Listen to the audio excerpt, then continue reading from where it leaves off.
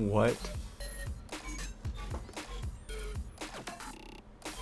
Oh my god. Oh, this is the best thing.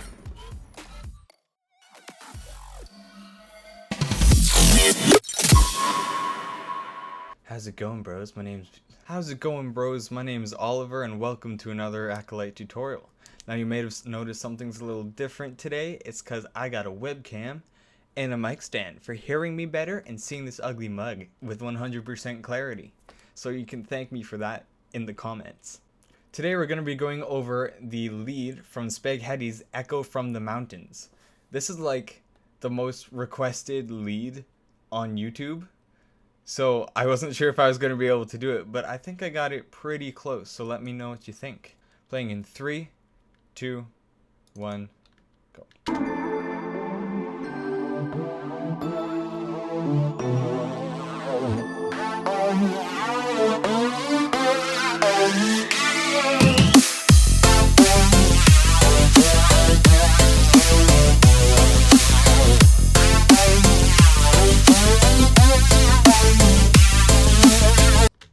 Cool. I love that so much, and I was kind of scared to try to even attempt to recreate it, but I don't think it was too bad. Alright, so let's play mine.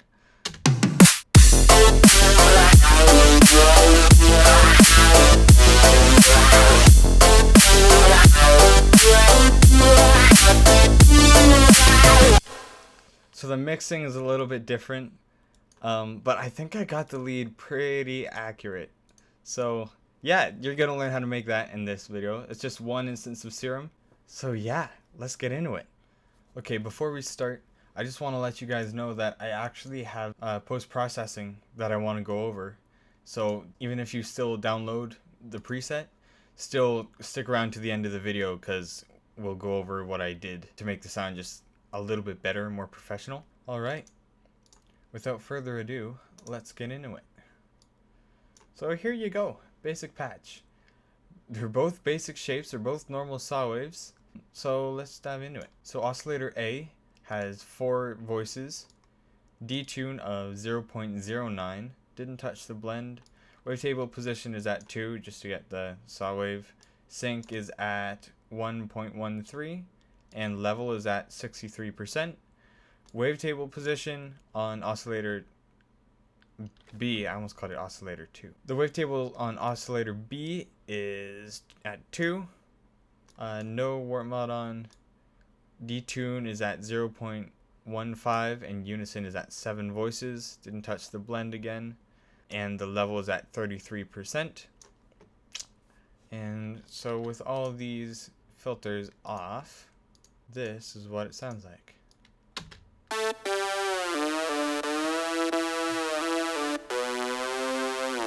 So I also have portamento on with mono and legato, just so it doesn't restart every time I play a note on top of another one.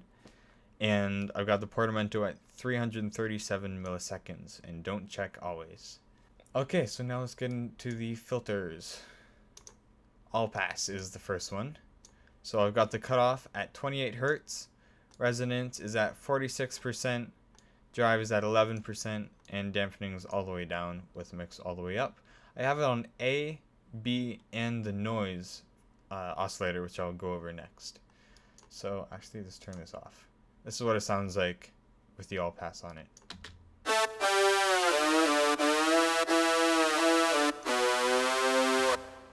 That's pretty gross, and not in a good way.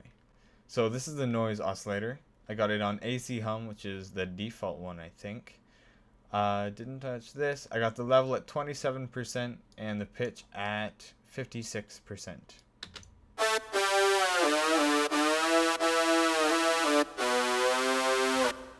Cool. So now let's get on to the other effects. So first one I have on is a filter at high 12, so normal, high 12. Cutoff is at 113 Hertz. And I've got the macro 2 on it, the high pass macro, editing it up, or modulating it up, 47. I've got the resonance at 41%, drive is at 23%, fatness is at 39%, and mixes all the way up. So with that, you won't be able to hear it because I'm not editing the knob at all, but this is what it sounds like with that on.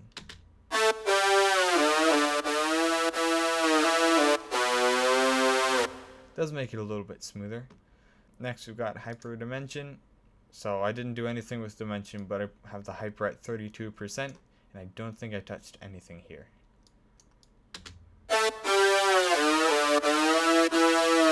Just gives it a little bit of phasing on top that you hear in his sound. Next, distortion.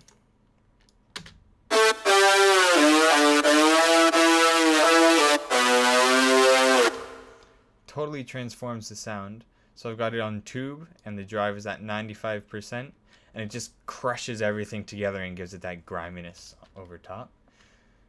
Next is phaser. So I've got the macro 2 modulating the frequency up 21 and the mix up 29. I've got the rate all the way down on the phaser. Depth is at 29%. Frequency is at 100 Hertz. Feed I didn't touch. Phase I didn't touch. And mix is at 24%.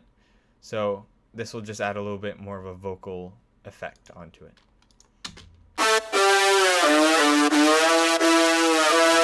When you use the knob, that is. Next is the multiband compressor. Quintessential part of professional sounds, dude. Okay, so threshold is at negative 10.2 decibels. Ratio didn't touch. Release is at 31.5 milliseconds. And I didn't touch any of these. And multiband is on. And mixes all the way up, and this is what it sounds like before and after.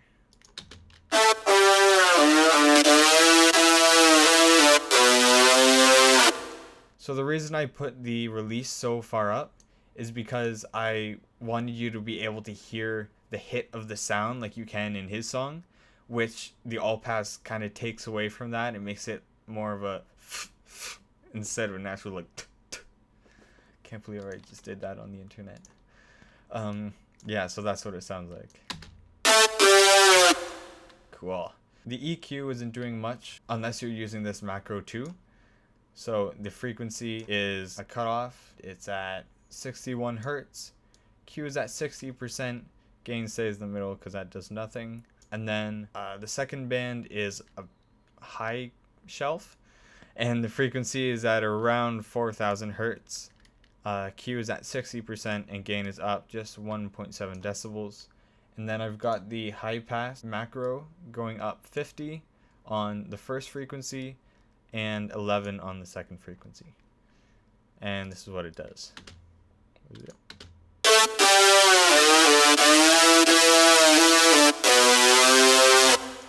Cool.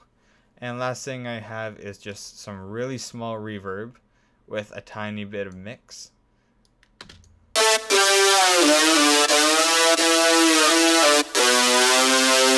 You can barely hear it, but it makes it sound more like it's in a small room, like in his song.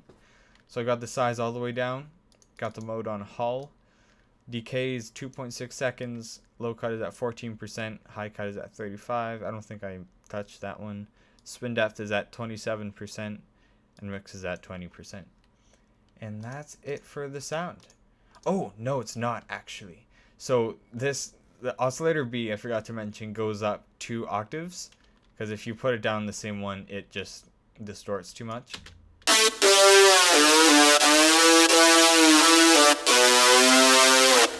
You barely hear it, but it adds to the high end of the sound, which I liked. So that's everything for the high pass filter. Actually, let's play it just so you can hear what's going on.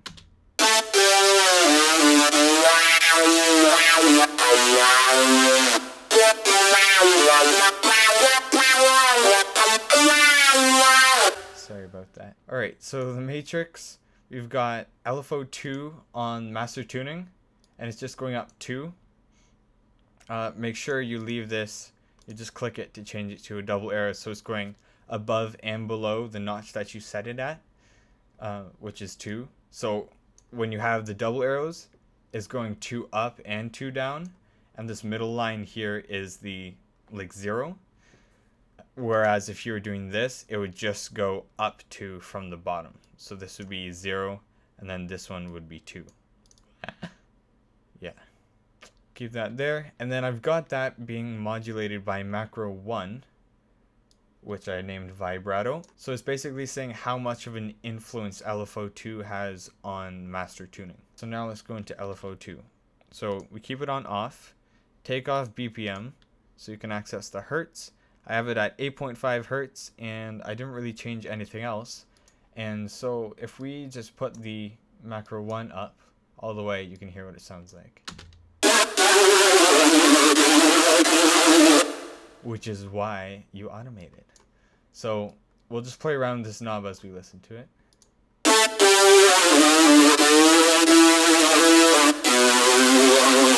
Cool. That's it for the sound. So when you play it with all the automation that I made, I tried to like emulate the same kind of placement of the vowels as in his song. So this is what I came up with.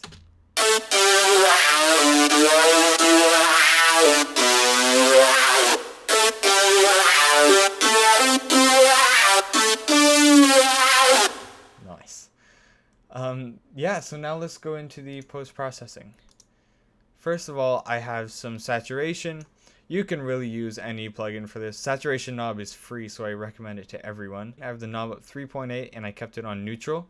And it's just adding more distortion to the sound, I guess.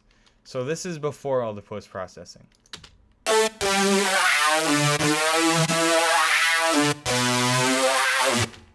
Now some saturation.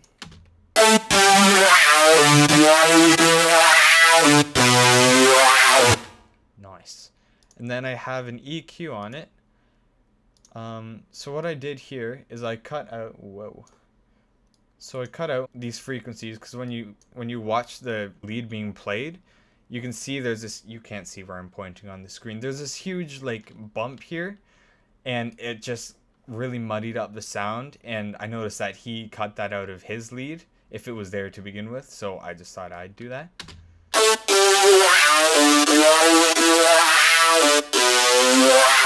So you saw that little mountain there. We don't want that in the sound. Not when you've got a bass with so much distortion on it, like our sub bass that we used. So next I just cut out a little bit. So I went here, shape, high cut, and then just put the slope to -12 and moved it up a little bit just to take off some of the high end because his lead didn't have very much, or maybe that's just his mastering job, but I just thought I'd try and emulate that as close as possible because why not? So next we've got a bell band at 2101.3 hertz at -4.25 decibels with the Q at 3.851. You don't have to do it that precise, but that's just what I found worked best for me.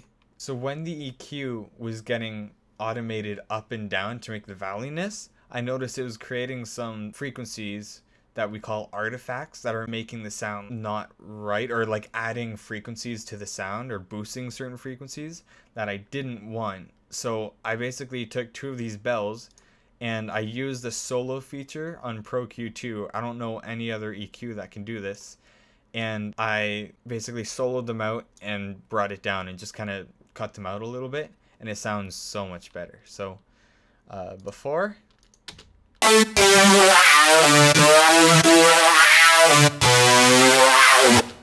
And after.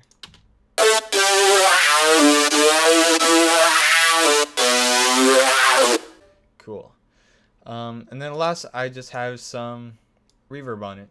You can use pretty much any reverb that you want, but I like this one because the default preset is fine. I just turned the dryness down 0.9 decibels and put the wetness up to about -21.6 decibels. And I've got the room size at 0.5, pre-delay didn't touch, stereo width didn't touch. I don't think I did anything with these. It added to the sound without me having to do very much, so like why try? Why would you actually put effort into something that you don't have to, right? So the EQ that comes with the actual like mixer track, I did some stuff with that. I've never done this before. I just thought I'd play around with it. So I have this one at -5.6 decibels Got the top one at 3.6 decibels, and then the high end I didn't touch. But yeah, that's the entire sound.